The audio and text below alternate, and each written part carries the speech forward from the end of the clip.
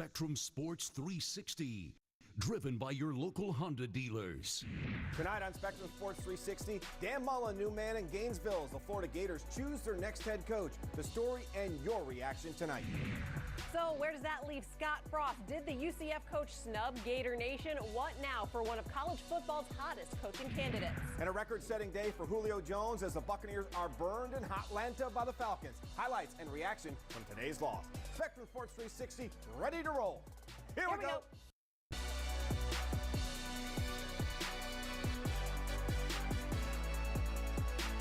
Hi, everybody. Welcome on in to Spectrum Sports 360 on a busy Sunday night. I'm Mike Cairns. Glad you chose to hang out with us. And I'm Lindsay Liquori. We start with breaking news. The Florida Gators making Mississippi State head coach Dan Mullen the next sideline boss in Gainesville. Mullen has been the head coach of the Bulldogs since 2009, has piled up 69 wins during that time, making him the second winningest coach in the program's history. As the team, Mississippi State, gets ready now to play in its 8th consecutive bowl game. Gator fans know Mullen, and they know him well. The 45-year-old was part of two national championship teams in 06 and 08 as the offensive coordinator under Urban Meyer and with Tim Tebow as the quarterback. Mullen also worked with Florida AD Scott Strickland at Mississippi State. So I guess you got to ask, because the way things came about, did the Gators settle with this hire? Yeah, I mean, it looks like he was the third choice. Chip Kelly, they lost out to him. He goes to UCLA. And then Scott Frost says, I don't want to meet with you guys. So the way it looks, yes. Well, I guess depending on what you read on Scott Frost, he either denied or he blew off a meeting with officials, or he turned down the job altogether. So it really just didn't look like he was interested either way. Yeah, but the key was that Scott Frost, one of the big reasons, his alma mater's in the mix. We heard the AD last night here on the show said, yes, we're interested in Scott Frost, but we know he's got a big game to get ready for, the championship game, and the Americans coming up, and we are not going to do anything until that's over. So it could be that. Yeah, and Dan Mullen, safe hire? It looked like the safe hire after all that. Could have been. Yeah. Sometimes playing it safe is all right. Well, sports freaks and social media addicts alike living for a day of coaching news like this. Catherine Smith in our social media center. How are Gator fans reacting to the news, Kat? The freaks were out on Twitter today. It's been a roller coaster ride of a season for Gator fans, and also during this coaching search. Today's news of Dan Mullen's hiring resulted in a lot of Twitter action. Mullen was the top trending topic throughout the day until Atlanta's Julio Jones leapfrogged him for a bit, and you're going to find out why later in the show. We got a poll on our Twitter page at SpecSports360 asking who you would be happy with as the Gators' next head coach. We want to know who you would have hired, Scott Frost, Chip Kelly, or Dan Mullen. Now, soon after the news broke, Mullen released a statement. Megan and I are very excited to get back to Gainesville. We are happy to be coming back to such a supportive administration, staff, student body, and fan base. Well, speaking of Megan Mullen, Mullen's wife, Gator fans certainly remember her at Ben Murphy TV resurrected her comments when she talked about the difficulties of shopping in Gainesville during her husband's stint as the Gators offensive coordinator. She said, if we didn't score 43 points or more, I was going to the grocery store in Orlando. Well, JHD UFL has some help for you, Megan. He notes, hey, Dan Mullen, tell the wife Publix delivers now. Now, I actually reached out to the Publix in Gainesville on 13th Street, used to do some shopping there, to get reaction on Mrs. Mullen coming back to a town where she didn't feel comfortable shopping. The manager could not comment, but guys, it is worth noting. Rainstorm wine is on sale. Buy one, get one free for any Gator fan not happy with this hiring. That Kat Smith has such a sophisticated palate. She does our social media and our shopping for us, making our grocery list. That's investigative reporting at its best right there. Thanks so much, Kat. All right, so how did we get to this spot, honestly? Well, it all started when the Gators administration visited Chip Kelly in New Hampshire last Sunday. UCLA fires Jim Mora just as those reports surfaced, Lynn, and then it becomes a two-horse race for the ex-Oregon coach's services, with the Bruins winning out. Then the Gators turned to UCF coach Scott Frost, who reportedly was not interested. That led to Mullen. Yeah, as for Frost, well, UCF fans can breathe a sigh of relief that they won't lose their coach to the Gators. Right. It looks like they're going to have to keep a close eye on Nebraska. Reports coming out today that legendary coach Tom Osborne called Frost to sell him on the job. Osborne then later denied those reports, but they were together. Frost quarterbacked under Osborne when they won. The Cornhuskers won a share of the national title in 1997. Athletic department etiquette here. Nebraska won't or shouldn't contact Frost directly until after the night's conference title game with Memphis on Saturday. So we'll see. We'll keep a poster. We're on the edge of our seats just like you guys. But, you know, it's Sunday. So let's talk about pro football, because that's usually what it's for. Sounds the good. Buccaneers at division rival Atlanta. Bucs riding a 2-game winning streak, both on the season and in the ATL. Lindsay, that winning streak imploded today faster than the old Georgia Dome did last week, where the previous streak actually lived. Bucs fans, though, can thank Julio Jones for that. Ryan Fitzpatrick, the Amish rifle, still steady. 1 turnover in 3 games he's played well. Julio Jones, he only had 1 touchdown coming into today. How does that happen? I don't know. How about the trick play? Mohamed Sanu in the Wildcat, he did play a little high school QB. That's good for 51 yards. Just a little high school QB? Look at that accuracy.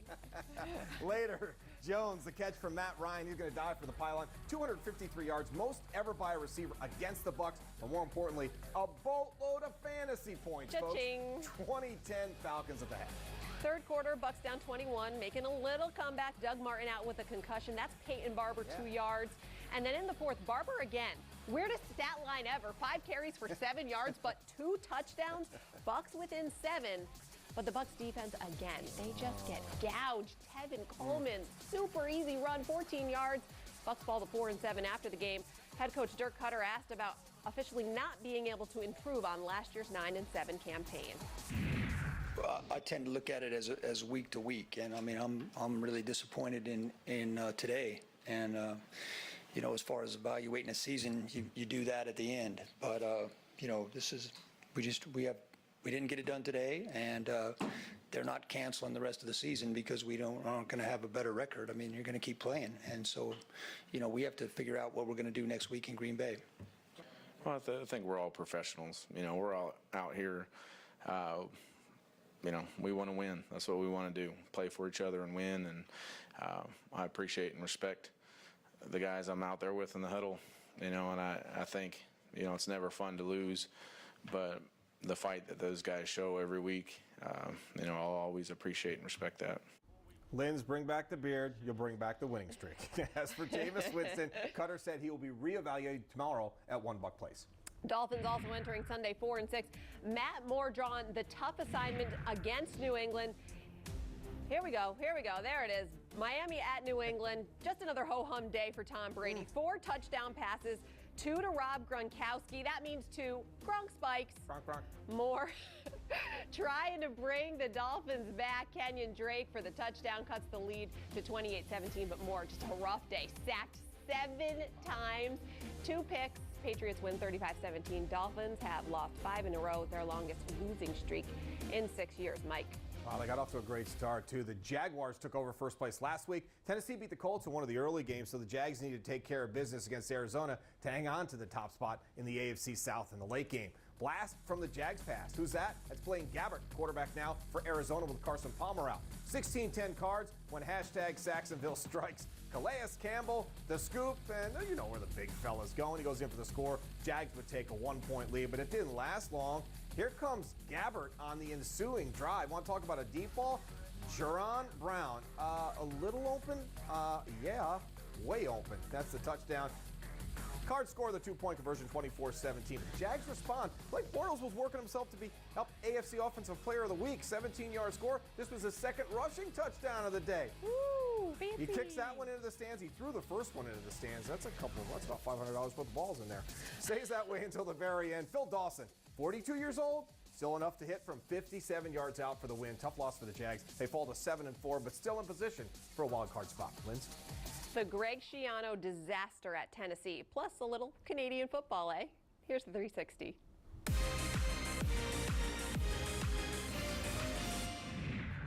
After major backlash from fans and politicians, Tennessee backs out of reportedly hiring Greg Schiano as their next head football coach. CFB insider Bruce Feldman reported the deal was signed this weekend. People are linking the root of the protest to Schiano's alleged involvement with Jerry Sandusky at Penn State.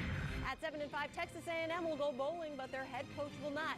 Kevin Sumlin officially fired after 6 seasons. The university owes him a $10.4 million buyout due within 60 days, and it won't be reduced if he takes another coaching job. Jimbo Fisher to College Station. Rumors could be getting louder.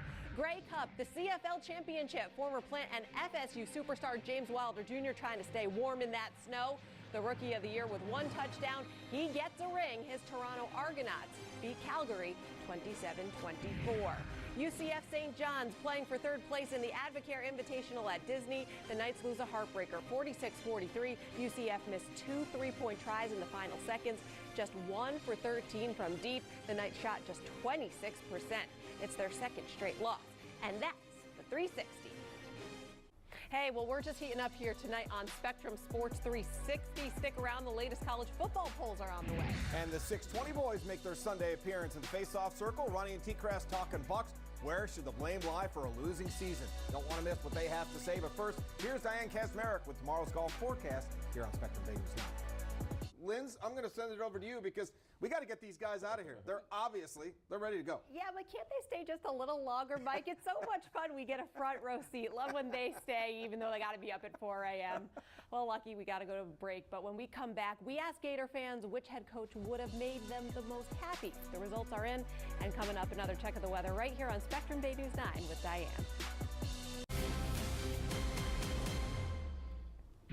Back to the NFL for the play of the day. Eagles celebrate a touchdown with a wedding dance staple, the electric slide. A big hit at my wedding, but was banned from Lindsay's. Throw me right under the bus. And then how about the bowling pins? I mean, Eagles 10-1 after a 35-3 beat down of the Bears today. First team to win 10 games this year. That's your play of the day.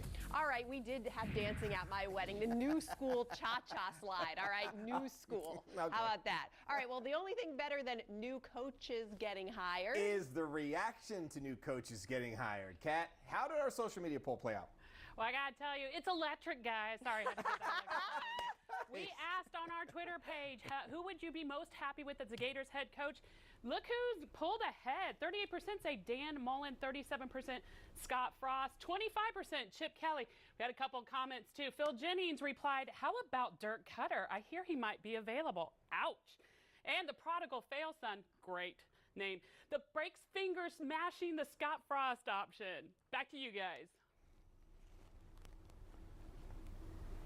Thanks, Kat. That's all the time we have. We are out of here, but Dan Mullen gets introduced tomorrow at 3 o'clock. Yeah, we're going to have a reporter on the scene, so be sure to tune in. Thanks for everyone helping get us on the air back in the control room. We'll be here at 10:30 tomorrow. Night. Spectrum Sports 360.